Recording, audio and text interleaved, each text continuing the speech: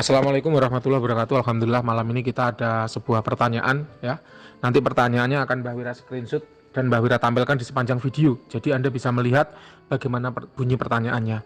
Kita mulai yang pertama, izin tanya Mbah, kerejekian itu apakah tidak jauh dari pengasihan?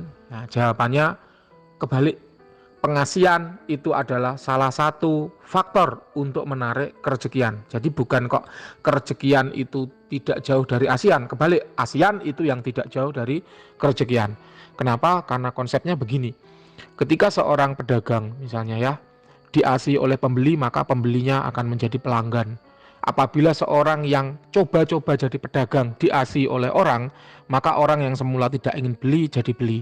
Apabila seorang karyawan diasihi oleh pimpinan atau bos, maka dia akan sering dapat bonus dan sering dapat lemburan. Salah satu klien Mbak Wira dari Sidoarjo itu dia diasihi oleh pimpinannya, itu dibelikan rumah ya. Kemudian dia diasihi oleh Pak Leknya, dia diumrohkan gratis. Nah, itu ada testimoninya, nanti bisa Mbak Wira share.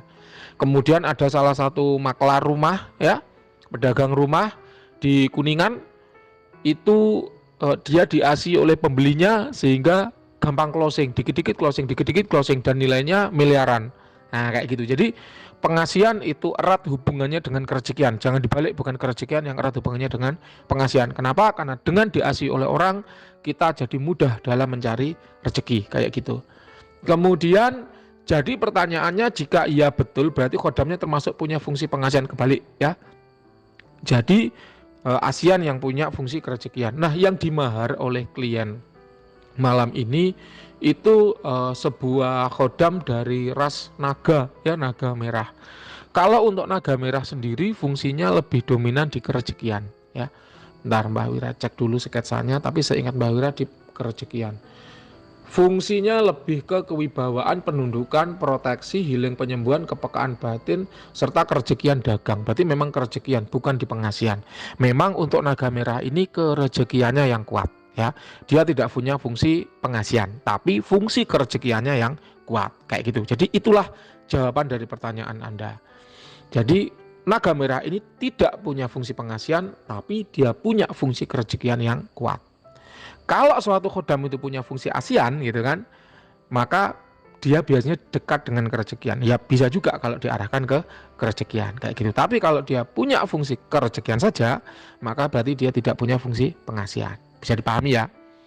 Kemudian pertanyaan selanjutnya, nanti mau coba pendulum sesuai arahan Mbah. Jadi memang benar ya bahwa salah satu cara berkomunikasi dengan khodam itu melalui pendulum.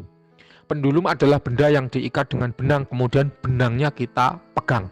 Ya, Mbak Wira ulangi, pendulum adalah suatu benda yang diikat dengan benang, kemudian benangnya kita pegang.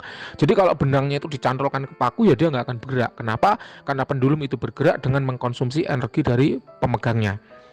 Pendulum, nah ini disclaimer ya, pendulum memang bisa bergerak tanpa khodam.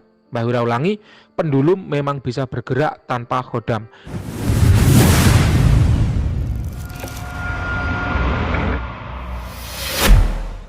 Lalu apa gunanya khodam di dalam pendulum? Yaitu untuk memberikan arahan jawaban atas pertanyaan kita. Mbak Wira ulangi, memberikan arahan jawaban atas pertanyaan kita. Contoh, wahai khodam, apakah benar kamu wujudnya adalah naga merah?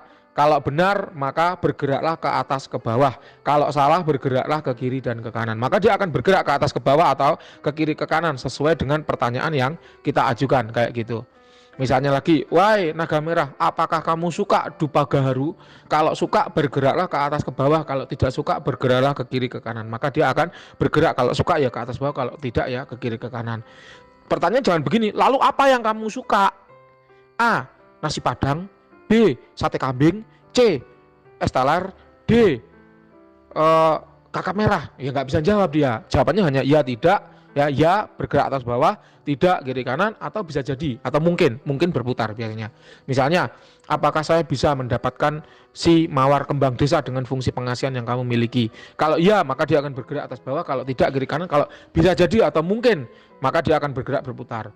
Mungkin pun ada dua. Kalau mungkin berputar ke searah jarum jam misalnya, mungkin searah jarum jam. Kalau tidak mungkin, impossible, maka bergerak berlawan jarum jam. Gitu juga bisa, sesuai dengan apa instruksi yang kita berikan atas khodam tersebut, kayak gitu. Jadi tinggal bagaimana kita mendesain atau men-setting, kalau iya kemana, kalau tidak kemana, kalau mungkin kemana, kayak gitu aja ya. Jadi dipegang, benangnya itu dipegang.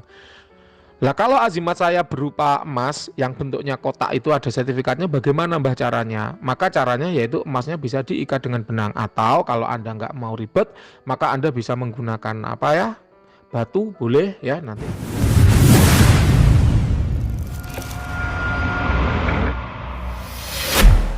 Nanti kodamnya tinggal diperintahkan, wahai kodamku hadirlah, aku ingin bertanya denganmu karena aku belum bisa mendengar suaramu, maka berikan tanda melalui manifestasi apa, yaitu gerakan pendulum ini. Kayak gitu juga bisa ya. Jadi mudah saja sebenarnya, jangan dianggap sulit, karena dalam prinsip Mbah Wira tidak ada yang sulit, semua simple ya, anti ribet, anti ruwet, semua tinggal pakai kayak gitu. Oke, itu tadi untuk jawaban pertanyaan Anda. Silakan kalau ada yang kurang jelas boleh ditanyakan. Terima kasih, selamat malam.